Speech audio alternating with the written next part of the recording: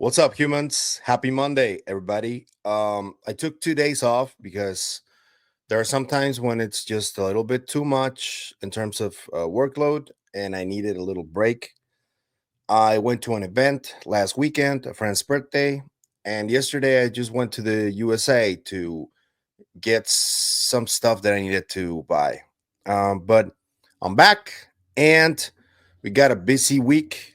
I'm gonna make a trip tomorrow to the US again to drop my family off at LAX because they're going to Japan. And I'm gonna be the one dropping them off at the airport. So I'm gonna do videos today, a few tomorrow, and I'm gonna leave one scheduled for Wednesday. And then when I return on Wednesday, I'm gonna try and do another one. But yeah, that's how it's gonna be this week. Before I continue with today's topic, which I think is really interesting, I'm going to ask you please to hit the like and subscribe buttons. It really helps the channel keep growing.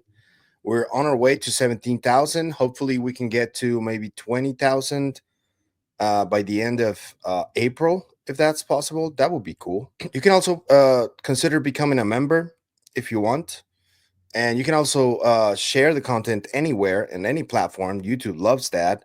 And as you know, as always, leave your comments. Let me know what you think about this topic that I'm about to cover today. All of our interviews right now move to Sundays on all the KGRA feeds, so you can check them out there. Okay, so moving on. Mr. Ross Coulthart did a couple of interviews this past week, one with Jeff Cruikshank. They actually spoke about what we talked about on my interview with Joff about the MJ12, about the Pipa Malmgren article on Substack. It was really good. So, but there was a Q&A that he did yesterday that was really interesting, and there was a little piece of there that I wanted to show you guys because I think this is a really interesting topic and a really bold claim from Ross. He still seems really confident on what Skywatcher will be able to do, but now he gave more details, and this is really bold and really ambitious. And if it does manage to happen, I want to see what that's like. But man, I'm just gonna show you guys and let you know. Let me know what you think about this because it's really interesting. It's one of the questions about half of the show. Here it is. Us, in your view, what is the single most important piece of evidence, either declassified or yet to be uncovered, that could force mainstream scientific institutions to take UAPs as a subject of urgent and serious study? Oh, that's an easy one. I mean, Jake Barber's Skywatcher, for a start.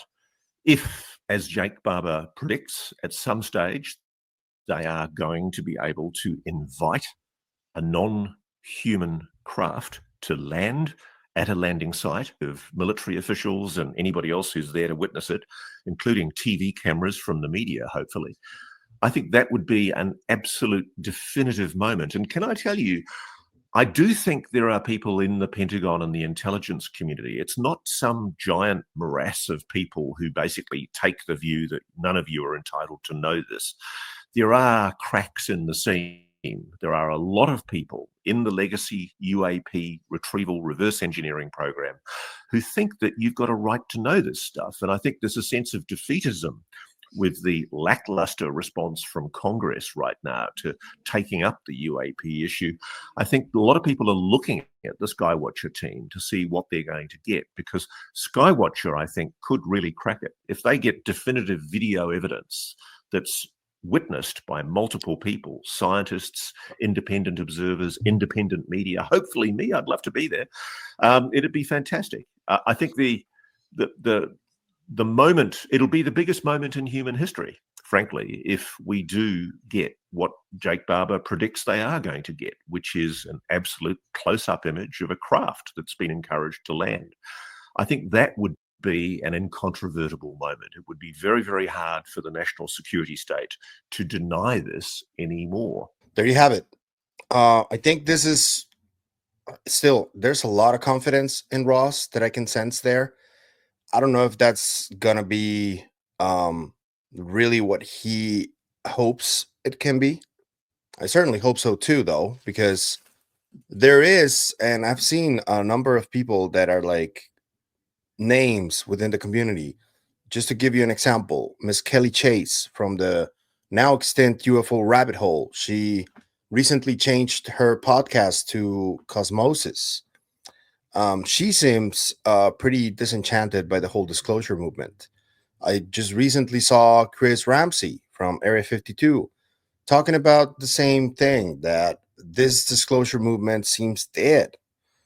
We know that David Grush recently was added to Representative Burleson's team as an advisor. I don't know how much that will help the whole process. I would like to know if Dave Grush is going to get his clearance back. If he doesn't, he won't be able to do much, really. But if he does, he would be. So we have to see about that. And just to let you guys know, these people, the people from the government who are trying to bring disclosure, are not going to give up.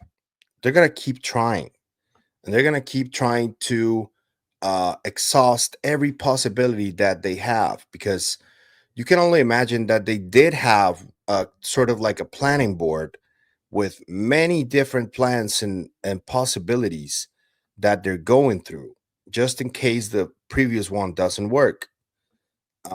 We know they've been trying since 2017 with that New York Times article, but there's been a bunch of different attempts at getting to the truth.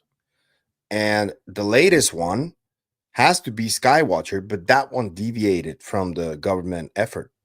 That one is like doing their own thing, and they're going to try to do exactly what Ross is describing here.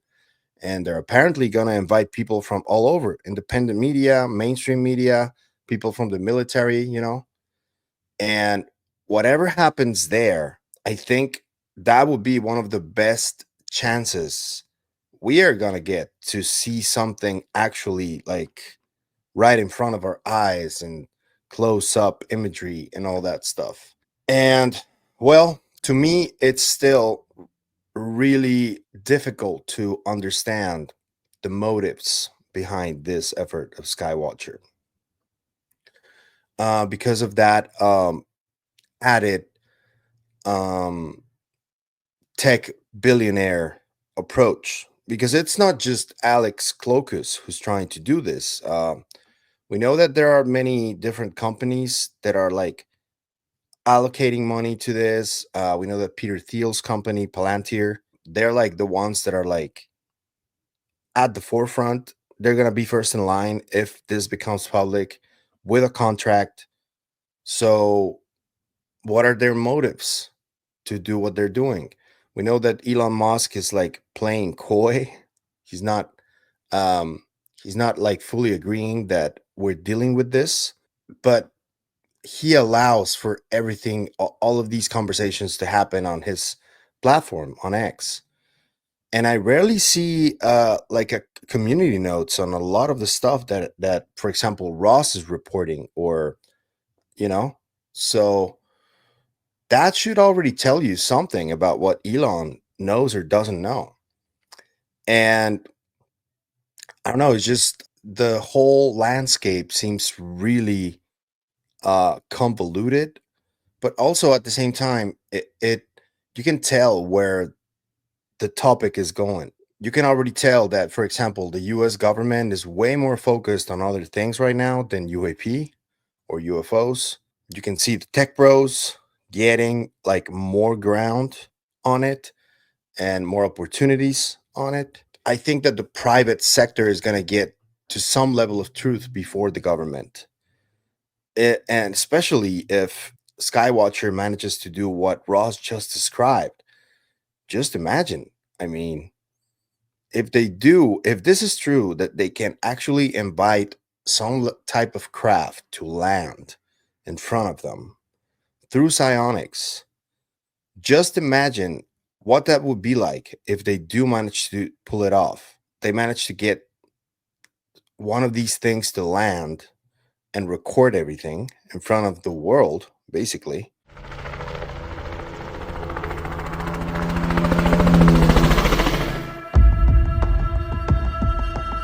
It's a game of chess, right? If this is an advanced species and is smart enough to do what it's doing, they're probing us, they have the upper hand, and we are the little ants under the magnifying glass.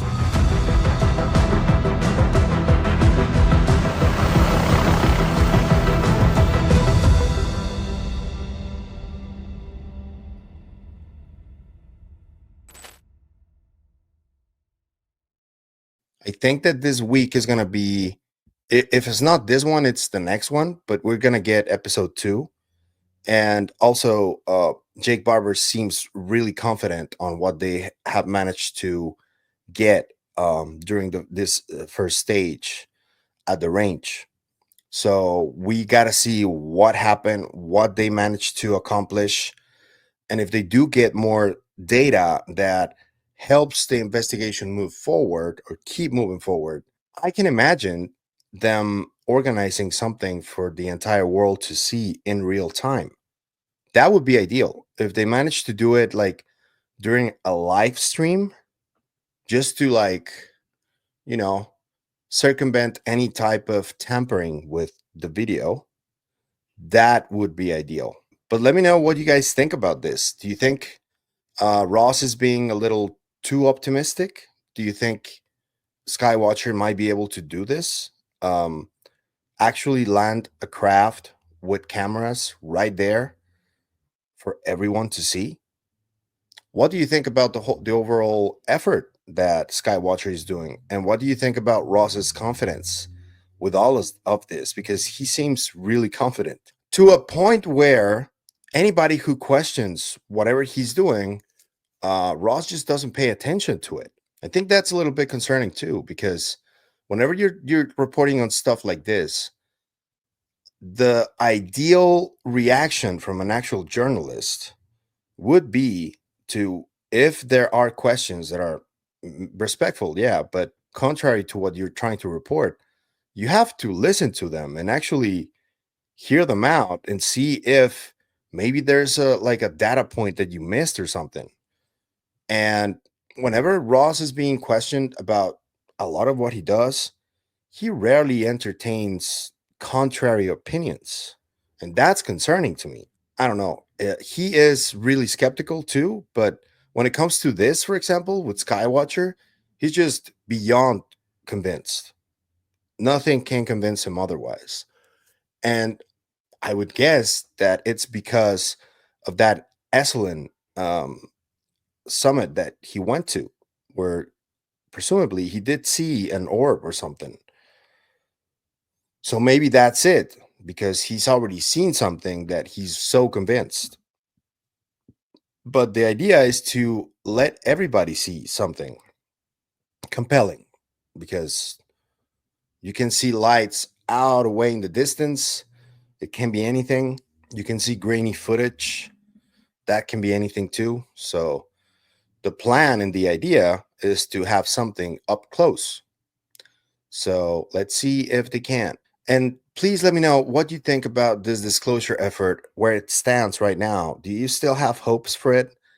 Honestly, and I'm being 100% transparent here, I think that even if the disclosure effort is right now seems dead or something like that, I think that it should still be supported if they still keep trying. As long as we don't like identify some level of foul play, at least I would still support it, because it is an official effort to change things within the government. But the current administration has done so many mistakes that I can understand why people are like disappointed with the results in 3 months, because it's already been 3 months of this administration. And so far, they've seemed to lie about the drones. They completely left UFOs like dead last. They're focusing on other stuff. And you don't see much movement really amongst Congress people. And absolutely nothing from senators from the Armed Services Committee, which is like actually the important aspect of this. Those guys are the ones that can make something happen. Congress people do too, because they also work with legislation, all of that stuff. But I think that the ones in power really is the Senate. and they haven't said anything about UFOs. I wonder what's happening. Do you feel this level of disappointment as well? Let me know in the comments. And that's it for me on this video. But I'll see you guys in the next one. Remember, stay curious, stay inquisitive. Bye.